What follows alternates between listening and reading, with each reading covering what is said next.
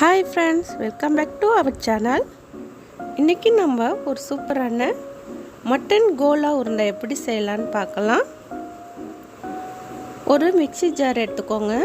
அதில் 1/4 கிலோ கறியை கொத்தி வாங்கிட்டு வந்திருக்கேன் கைமாவா. அதை க்ளீன் பண்ணிவிட்டு நம்ம மிக்ஸி ஜாரில் சேர்த்துக்கலாம்.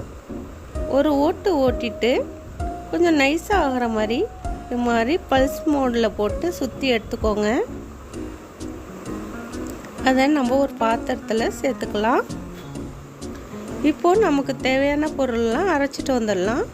1/2 மூடி தேங்காய் எடுத்திருக்கேன், ஒரு பெரிய வெங்காயம், 1 ஸ்பூன் சோம்பு போட்டு நல்லா நைஸாக அரைச்சிட்டு வந்துடுங்க. தண்ணி சேர்க்க வேண்டாம். அதையும் சேர்த்து நல்லா இது மாதிரி அரைச்சி அதே பாத்திரத்தில் சேர்த்துக்கலாம். இப்போது நம்ம தேவையான அளவு உப்பு போட்டுக்கலாம். அடுத்தது நம்ம 1/4 டீஸ்பூன் மஞ்சள் தூள், உங்கள் காரத்துக்கு தேவையான அளவு மிளகாய் தூள் சேர்த்துக்கலாம். நான் 3 டீஸ்பூன் மிளகாய் தூள் சேர்த்துருக்கேன். 1/2 டீஸ்பூன் கரம் மசாலா தூள் சேர்த்துக்கலாம். 1 டீஸ்பூன் இஞ்சி பூண்டு பேஸ்ட் எல்லாத்தையும் சேர்த்து நல்லா கலந்து விடுங்க. இப்போது 1 கப் பொட்டுக்கடலை எடுத்து மிக்ஸி ஜாரில் போட்டு நல்லா பவுட்ரு பண்ணி எடுத்துருக்கேன். அதையும் சேர்த்து எல்லாத்தையும் ஒன்றா கலந்து விடுங்க. எல்லாத்தையும் நல்லா கலந்து விட்டோன்னா நம்மளோட கோலா உருண்டை ரெடி ஆகிடும். எண்ணெயில் போட்டு நம்ம பொரித்து எடுத்துட வேண்டியது தான். நம்மளோட கோலா உருண்டை ரெடி ஆகிடும். ரொம்ப ஈஸி தான், ஆனால் ரொம்ப சூப்பராக இருக்கும். சில பேருக்கு கோலா உருண்டை செய்கிறதுக்கு கொஞ்சம் பயமாக இருக்கும், எண்ணெயில் போட்டோன்னே பிரிஞ்சிருமோன்ட்டு. ஆனால் இந்த மெத்தடில் நீங்கள் செஞ்சு பார்த்தீங்கன்னா பிரியாமல் அழகாக வரும். இது மாதிரி நீங்கள் ட்ரை பண்ணி பாருங்கள். தேவையான அளவு பொட்டுக்கடலை மாவு மட்டும் தகுந்த மாதிரி போட்டுக்கோங்க. இது மாதிரி நல்லா கெட்டியாக பிசைஞ்சிக்கலாம்.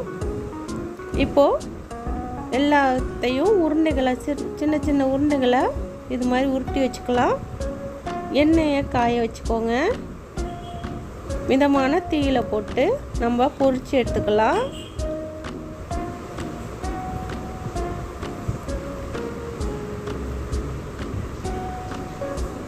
எல்லாத்தையும் போடாதீங்க, கொஞ்சம் கொஞ்சமாக போட்டு பொரிச்சு எடுத்துக்கலாம்.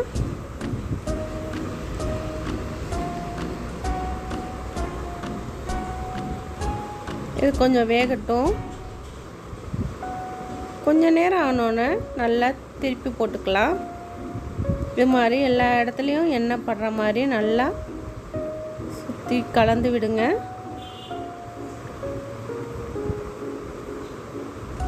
இந்த மட்டன் கோலா உருண்டை எல்லா டிஷ்ஷுக்கும் சூப்பராக இருக்கும். சும்மாவே சாஸ் தொட்டு சாப்பிட்லாம், ரொம்ப டேஸ்ட்டாக இருக்கும். நல்லா பொன்னிறமாக ஆனோன்னு நம்ம எடுத்துடலாம். கலர் மாறிக்கிட்டு இருக்குல்ல, இன்னும் கொஞ்சம் கலர் மாறினோன்னே நம்ம கோலா உருண்டையை எடுத்துடலாம். நீங்களும் இது மாதிரி உங்கள் வீட்டில் செஞ்சு பார்த்துட்டு கமெண்ட் பண்ணுங்கள். யாரும் கமெண்ட் பண்ண மாட்டீங்க, ப்ளீஸ் கமெண்ட் பண்ணுங்கள்.